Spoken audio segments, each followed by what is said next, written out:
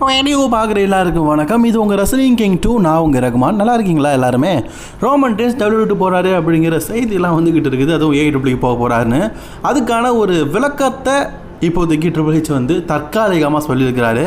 அதுக்கப்புறமா ஓபாஃபெமியை எதற்காக WWE வந்து மீண்டும் அண்டர்ரேட் ஆக்குறாங்க, ஒரு ப்ராக் லெஸ்னரை பீட் பண்ணுவார் அண்டர்ரேட் ஆக்குறாங்க, இதுக்கான விளக்கம் வாங்க இன்றைக்கான வீடியோக்குள்ளே போகலாம்.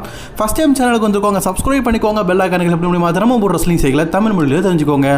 ஓபாஃபெமி WWEக்கு வந்த உடனே பார்த்தீங்கன்னா ஒரு பெரிய சூப்பர் ஸ்டாராக காட்ட வேண்டும் அப்படிங்கிற எண்ணத்தில் WWE பார்த்தீங்கன்னா ரெஸ்ல்மேனியாவில் ப்ராக் லெஸ்னருக்கும் ஓபாஃபெமிக்கும் ஒரு மிகப்பெரிய மேட்சை கன்ஃபார்ம் பண்ணாங்க. யாரும் எதிர்பார்க்காத நேரத்தில் இந்த மேட்சில் ஓபாஃபெமி பீஸ்டன் கார்னர் ப்ராக் லெஸ்னரையை தோக்கடித்தார். தோக்கடிச்சதுக்கு அப்புறமா ஓபாவோட வாழ்க்கை அவ்வளோதான்டா, ஏன்னா அது முடிஞ்சதுக்கு அப்புறமா நான் ரோமனை சேலஞ்ச் பண்ணுறேன், கோடி ஹீரோஸோட சேலஞ்சிங், அடுத்து ஹெவிவெயிட் சாம்பியன், அன்டிஸ்பியூட்டட் சாம்பியன், அப்படி இப்படின்னு பார்த்தீங்கன்னா மூளைக்கு ஓபாஃபெமியை புகழ்ந்து தள்ளிக்கிட்டே இருந்தானுங்க.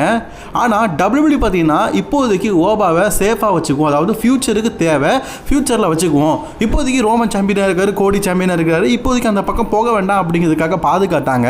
ஆனால் அந்த பாதுகாத்தல் அப்படிங்கிறது சொதப்பலாக இருக்குது.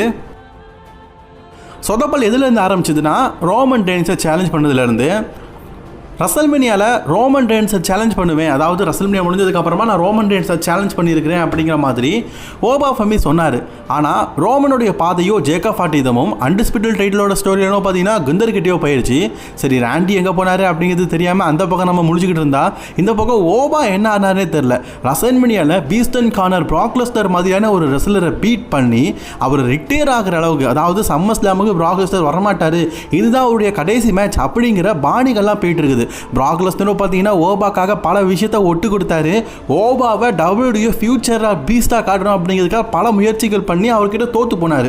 அப்படி ஓபாவுடைய உச்சம் அப்படிங்கிறது எங்கேயோ இருக்குது. இப்போ ப்ராக் லெஸ்னர் இருக்கார்ல, அண்டர்டேக்கரை பீட் பண்ணதுக்கப்புறமா அவரோட லெவல் எங்கேயோ இருந்தது. அதனால தான் அவர் ஹெவிவெயிட் சாம்பியன் ஆக்குனாங்க, ஜான்சனா பீட் பண்ண வச்சாங்க, அதுக்கு ஒரு டபுள் சாம்பியன் ஆனார். அதுக்கப்புறம் ப்ராக் லெஸ்னரோட லெவல் எங்கேயோ போயிடுச்சு. அண்டர்டேக்கரை பீட் பண்ணதுக்கு அப்புறமா தான் எல்லாமே பார்த்தீங்கன்னா ஒரு பெரிய லெவலில் மாறுச்சு அப்படிங்கிறது ஒரு குறிப்பிடத்தகுந்த விஷயம்.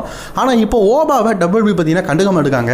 அதாவது ஓபாஃபெமி ப்ராக் லெஸ்னரை ரெஸ்ல்மேனியாவில் வீழ்த்தினதுக்கு அப்புறமா அவருடைய நிலைமை எப்படி இருக்குது? போன வாரம் மண்டே நைட் ரால் சொன்னார், எனிஒன் யாராவது என்ன வீழ்த்ததுக்கு தைரியம் இருந்தால் என்னை வீழ்த்ததுக்கு வாங்கன்னு ஓப்பன் சேலஞ்ச் விட்டார். ப்ராக் லெஸ்னர் மாதிரி இவரும் பார்த்தீங்கன்னா பெரிய ஒரு ஓப்பன் சேலஞ்ச் விடுறாரு. அதுவும் அவர் எப்படி சொல்லியிருப்பார், மற்ற ரெஸ்லர்ஸ் வந்து சாம்பியன்ஷிப்பை வச்சுக்கிட்டு ஓப்பன் சேலஞ்ச் விட்டுருப்பாங்க, ஆனால் என்கிட்ட சாம்பியன்ஷிப் இல்லை நினைக்காதீங்க, நானே ஒரு சாம்பியன்ஷிப் தான் அப்படிங்கிற மாதிரி ஓபா வந்து தெனாவட்டத்தை பேசுறதை பார்த்துட்டு எல்லாருமே சில்லறையை தூக்கி எறிஞ்சிருப்பாங்க. ஆனால் இந்த வாரம் மண்டே நைட் ராவை பார்த்துருப்போமே, அவரை சேலஞ்ச் பண்ணது யார்? ஓட்டிஸ், அகிரா டோசாவா. ரெஸ்ல்மேனியாவில் எவ்வளோ பெரிய ஆளை பீட் பண்ணவர் கடைசியில் பார்த்தா அண்டர்ரேட் கூட மூடிட்டு இருக்காரு.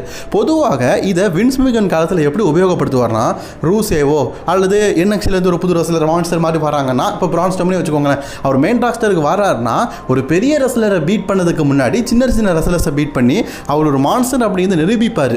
ஆல்ரெடி மான்ஸ்டராக இருக்கிற ப்ராக் லெஸ்னரையே வீழ்த்திட்டாரு ஓபா, இதுக்கு மேலே அவருக்கு என்ன வேணும்? ஆனால் WWE பார்த்தீங்கன்னா இப்போ ஸ்டார்டிங்கில் இருந்து அவரை காட்டிட்டு இருக்கிறாங்க. அதாவது ஓபாக்கு அடுத்த பிளான் இல்லை, திட்டம் எதுவுமே இல்லை. ஆனால் WWE பார்த்தீங்கன்னா அவரை கொஞ்சம் பாதுகாத்து வச்சுக்கலாம், கொஞ்ச நாள் கழிச்சு திருப்பி ரிட்டர்னாக வச்சுக்கலாம். அப்படி எதுவும் பண்ணாமல் ஓப்பன் சேலஞ்சிங் அப்படிங்கிற பேரில் சின்ன சின்ன ரெஸ்லர்ஸ், அதுவும் இவங்கெல்லாம் WWE இருக்கிறாங்களானே தெரில, அவங்க கூடலாம் மோட வச்சு அதில் ஓபாஃபெமி வெற்றி பெற வச்சு கெத்து காட்டுற மாதிரி காட்டுறாங்க. ஆக்சுவலி இது சரியானு கேட்டிங்கன்னா கண்டிப்பாக சரி கிடையாது. WWE பார்த்தீங்கன்னா இதை கொஞ்சம் மாற்றியே ஆகணும். இப்படியே போச்சுன்னா ஓபாஃபெமி ரெஸ்லிங் கேரியர் ஃபெயிலியர் ஆக வாய்ப்புகள் ரொம்ப ரொம்ப அதிகமாக இருக்குது. அடுத்த செய்தி நம்ம யாரை பற்றி பார்க்க போகிறோம் அப்படின்னு கேட்டிங்கன்னா ரோமன் ரெயின்ஸை பற்றி.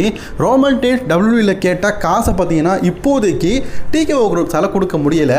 அதாவது இவ்வளோ நாள் சண்டை போட்டிருக்காரு, எல்லாம் வச்சிருக்கிறாரு, இவ்வளோ நாள் சேலரியாக எல்லாம் தான் கொடுத்தாங்க. ஆனால் இனி வரும் காலங்களில் ரோமன் வந்து சேலரி அதிகப்படுத்துவார் அப்படிங்கிற நோக்கத்தில் WWEயும் சரி TKO குரூப்ஸும் சரி ரோமன் ரெயின்ஸோட சேலரியை கம்மி பண்ணிட்டாங்க. அதாவது அவர்கிட்ட கேட்காம கம்மி பண்ணிட்டாங்க. ரோமன் ரெயின்ஸோடைய சேலரி கம்மியான நல்லா WWE போக போகிறாரு.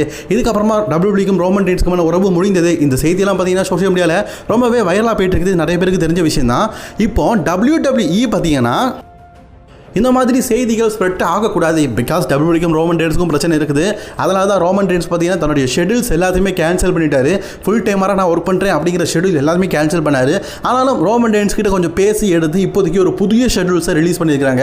அந்த ஷெடியூல் படி WWE பார்த்தீங்கன்னா பேக்லாஷில் இருந்து அடுத்ததாக கிளாஸ் அட் இட்டாலி அந்த பேப்பர் வரைக்கும் பார்த்தீங்கன்னா ரோமன் ரெயின்ஸ் வருவார் அப்படிங்கிறத சொல்லியிருக்கிறாங்க. அதாவது தற்போதைக்கு ரோமன் ரெயின்ஸ் AEWக்கு போயிடுவார் அப்படிங்கிற செய்தி ரொம்பவே வைரலாக போயிட்டு இருக்குல்ல. அதை தற்காலிகமாக நம்ம நிப்பாட்டி வைக்கணும் அப்படிங்கிறதுக்காக இப்படி ஒரு அனௌன்ஸ்மெண்ட்டை சொல்லியிருக்காரு. ட்ரிபிள் ஹெச் சின்னதாக ஒரு அனௌன்ஸ்மெண்ட்டை சொன்னாலும் ரோமன் ரெயின்ஸ் தரப்பில் WWE மேலே அதிருப்தியில் தான் இருக்கிறாங்க. ரோமன் கேட்ட சேலரியை கொடுக்காட்டா கண்டிப்பாக WWE போயிடுவாங்க.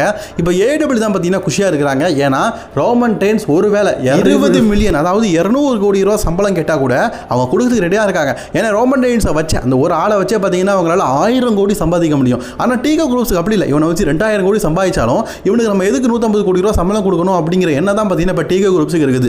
இந்த வாய்ப்பை ஒருவேளை பயன்படுத்திக்கிட்டா கண்டிப்பாக பார்த்தீங்கன்னா ரோமன் ரெயின்ஸ் AEWக்கு செல்லதுக்கு வாய்ப்புகள் ரொம்ப அதிகமாக இருக்குது.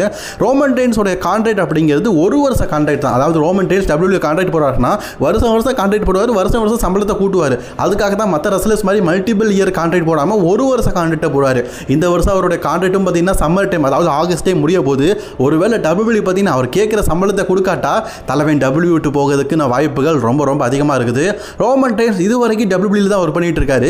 இதுவரைக்கும் ரெஸ்லிங் கரியரில் ஒரு மிகப்பெரிய ஃபேஸ் ஆஃப் தி ரெஸ்லராக இருந்த ஒரு ரெஸ்லர் WWE விட்டு போனதா சரித்திரமே இல்லை. பட் ஆனால் ரோமன் ரெயின்ஸுடைய தற்போதைய நிலைமை ஒரு மிகப்பெரிய கேள்விக்குறியாக இருக்குது. நான் உங்கள்கிட்ட கேட்குறேன், சம்பளம் WWE பார்த்தீங்கன்னா ஒருவேளை கொடுக்காத பட்சத்தில் அதுவும் கார்ப்பரேட் நிறுவனத்தை விட்டுட்டு ஒரு TKO குரூப்ஸை விட்டுக்கிட்டு WWE விட்டுக்கிட்டு ரோமன் ரெயின்ஸ் பார்த்தீங்கன்னா AEW போனால் நல்லா இருக்குமா நல்லா இருக்காதா உங்களோட கருத்துக்களை கமெண்ட் பண்ணிக்கோங்க. ரே மிஸ்டீரியோ பார்த்தீங்கன்னா கிளாஸ் 10 இட்டாலியில் பார்த்தீங்கன்னா தன்னோட ரிட்டையர்மெண்ட் மேட்ச் இருக்கணும் அப்படிங்கிறத சமீபத்தில் வார்ன் பண்ணியிருந்தாரு. பட் இருந்தாலும் WWE பார்த்தீங்கன்னா இப்போதைக்கெல்லாம் வேண்டாம். ஏன்னா ரே மிஸ்டீரியோ வச்சு எக்கச்சக்க பிளான் வச்சிருக்காங்க. அண்ட் ரே மிஸ்டீரியோ பார்த்தீங்கன்னா சமீபத்தில் ஒரு செய்தி என்னதுன்னா தன்னுடைய ரிட்டையர்மெண்ட் அப்படிங்கிறது மற்ற ரெஸ்லர்ஸ் மாதிரி குந்தர்கிட்டலாம் இருக்கக்கூடாது. என்னுடைய வளர்ச்சி அப்படிங்கிறது என்னுடைய மகனுக்காக மட்டுமே இருக்கணும். டாமினிக் மிஸ்டீரியோ WWEல பார்த்தீங்கன்னா ஒரு மிகப்பெரிய நட்சத்திரமாக வந்துட்டு இருக்காரு. ரே மிஸ்டீரியோடைய பையன் அப்படிங்கிறத தாண்டிலும் இப்போ டாமினிக் மிஸ்டீரியோ அப்பா தான் ரே மிஸ்டீரியோ அப்படிங்கிற அளவுக்கு டாமினிக் நல்லாவே பர்ஃபார்மன்ஸ் பண்ணிட்டு இருக்காரு. அவரோட கெரியருக்கு ஹெவிவெயிட் சாம்பியன்ஷிப் WWE கூடிய சீக்கிரம் கொடுப்பாங்க அப்படிங்கிற எண்ணம் இருந்தாலும் இப்போதைக்கு ஒரு டைட்டில் எதுவுமே இல்லைல்ல. ட்ரிபிள்யூட மெகா சாம்பியனாக மட்டும் இருக்கிறாரு. ஸோ அதனால் பார்த்தீங்கன்னா அவருடைய ஃபியூச்சருக்காக நம்ம ஒரு தியாகம் பண்ணுவோம். அதாவது ரே மிஸ்டீரியோடைய ரிட்டையர்மெண்ட் அப்படிங்கிறது தான் பையன் கிட்ட தான் இருக்கணும். டாமினிக் மிஸ்டீரியோ தான் தன்னை பீட் பண்ணணும் அப்படின்னு நினைக்கிறாரு. WWE பார்த்தீங்கன்னா இதை காரணமாக வச்சு அதாவது WWE கிட்ட ஒரு பாயிண்ட் இருக்குது. எப்படியாவது நம்ம ரே மிஸ்டீரியோவை கடைசி வரைக்கும் WWEல ஒர்க் பண்ண வைக்கணும். அதுக்கு ஒரே ஒரு ஆள் அவரோட பையன் தான். அந்த பையனை வச்சே பார்த்தீங்கன்னா ரொம்ப நாளாகவே டார்கெட் போட்டுருக்காங்க. இப்போவும் அதை வச்சு தான் சொல்லிட்டு இருக்காங்க. இப்போ தாரோம் அப்போ தாரோன்னு. எனக்கு தெரிஞ்சு WWE பார்த்தீங்கன்னா இவர் ஹால் ஆஃப் ஃபேம் ஆனதுக்கு அப்புறமாவே அதாவது 2023 ரிட்டையர்மெண்ட் ஆக வச்சிருக்கலாம். ஆனால் அப்பத்திலிருந்து அடுத்த வருஷம் ரிட்டையர்மெண்ட் சொல்லிட்டு 2026 வந்துடுச்சு. ஜான்சனாவே ரிட்டையர்மெண்ட் ஆகிட்டாரு. பட் ஆனால் நம்ம ரே மிஸ்டீரியோ WWE ரிட்டையர்மெண்ட் ஆக விட மாட்டாங்க. ஸோ இதை பற்றி உங்களோட கருத்துக்களை கமெண்ட் பண்ணிக்கோங்க. இன்னைக்கான வீடியோ அவ்வளோதான். பிடிச்சினா லைக் ஷேர் கமெண்ட் பண்ணிக்கோங்க. தொடர்ந்து வீடியோ பார்க்குறதுக்கு சேனலை சப்ஸ்கிரைப் பண்ணிக்கோங்க. பாய் நண்பா.